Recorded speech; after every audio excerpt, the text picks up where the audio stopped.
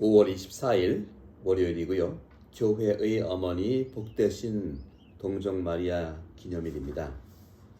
오늘 복음은 요한복음 19장 25절에서 34절입니다. 그때 예수님의 십자가 곁에는 그분의 어머니와 이모 클로파스의 아내 마리아와 마리아 막달레나가 서 있었다. 예수님께서는 당신의 어머니와 그 곁에 선 사랑하시는 제자를 보시고 어머니에게 말씀하셨다. 여인이시여, 이 사람이 어머니의 아들입니다. 이어서 그 제자에게 이분이 내 어머니이시다 하고 말씀하셨다. 그때부터 그 제자가 그분을 자기 집에 모셨다. 그 뒤에 이미 모든 일이 다 이루어졌음을 아신 예수님께서는 성경 말씀이 이루어지게 하시려고 목마르다 하고 말씀하셨다. 거기에는 신포도주가 가득 담긴 그릇이 놓여 있었다. 그래서 사람들이 신포도주를 듬뿍 적신 해면을 우슬초 가지에 꽂아 예수님의 입에 갖다 대었다. 예수님께서는 신포도주를 드신 다음에 말씀하셨다. 다 이루어졌다. 이어서 고개를 숙이시며 숨을 거두셨다. 그날은 준비일이었고 이튿날 안식일은 큰 축일이었으므로 유다인들은 안식일에 시신이 십자가에 달려있지 않게 하려고 십자가에 못 박힌 이들의 다리를 부러뜨리고 시신을 치우게 하라고 빌라도에게 요청하였다. 그리하여 군사들이 가서 예수님과 함께 십자가에 못 박힌 첫째 사람과 또 다른 사람의 다리를 부러뜨렸다. 예수님께서 가서는 이미 숨지신 것을 보고 다리를 부러뜨리는 대신 군사 하나가 창으로 그분의 옆구리를 찔렀다. 그러자 곧 피와 물이 나왔다. 주님의 말씀입니다. 그리스도님 찬미합니다. 네, 성령 강림 대축일 바로 다음 날 교회 어머니 복되신 동정 마리아 기념일을 프란치스코 형님께서는 2018년 그러니까 한 3년 만 3년 됐죠. 그때부터 월요일 날을 성령 강림 대축일 다음 날 월요일 날을 오늘 교회의 어머니 복되신 동정 마리아 기념일로 정했습니다. 성모님은 나자렛 처녀였었죠. 그리고 당신의 아들 예수 그리스도를 낳으셔서 예수의 어머니가 되셨습니다.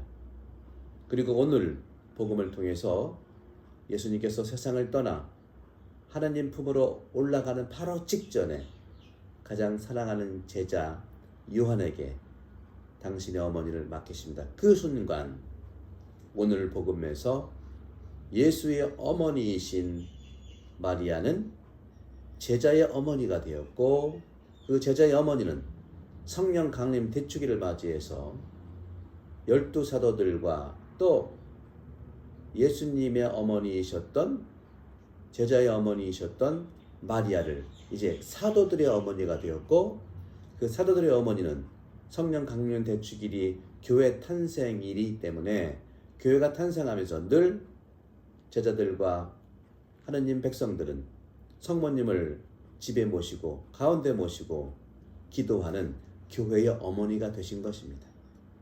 저희 본당도 5월 한 달 동안을 성모님을 모셔서 가정마다 또 구역에 있는 가정마다 함께 기도하는 그러한 시간을 가졌습니다.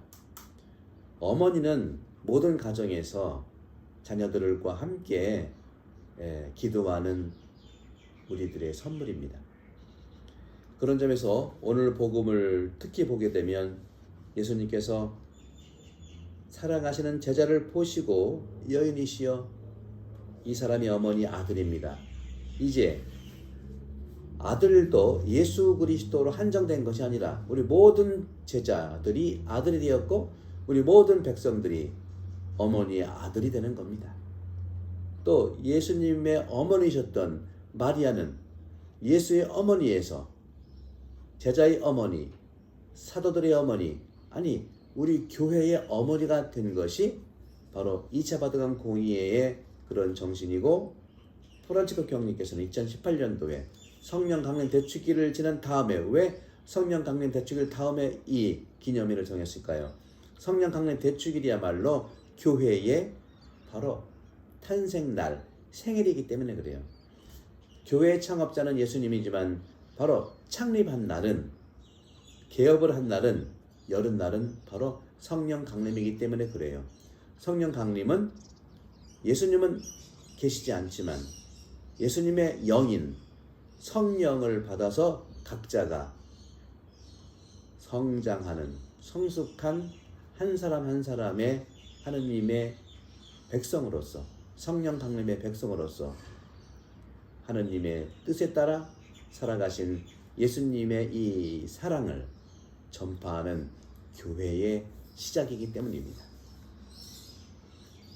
오늘 마지막 단락에 예수님께서는 다리를 부러뜨려서 돌아가시는 대신에 이미 돌아가셨기 때문에 군사 하나가 창으로 그분의 옆구리를 찔렀다. 그러자 피와 물이 흘러나왔다. 바로 가나 혼인 잔치에서도 물을 술로 바꿨지만 이제는 옆구리에 나왔던 피와 물이 바로 이제는 물이 포도주가 된 또한 가나 혼인 잔치의 완성이 십자가상에서의 성체성사의 완성입니다. 율법을 그리스도의 복음으로, 그리스도화로 성장하고 완성했다면 물이 포도주로, 그 포도주가 피로 완성된 사건이 오늘입니다. 여인이시여, 이 여인의 의미는 뭡니까?